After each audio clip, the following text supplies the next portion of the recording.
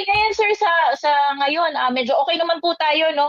Usually itong mga yellow and red alerts nararanasan natin 'yan kapag, summer months. Kung kailan historically medyo nagiging tight yung supply conditions natin dahil tumataas yung demand and yung available na capacity natin sometimes hindi nagiging sapat 'no to meet the demand.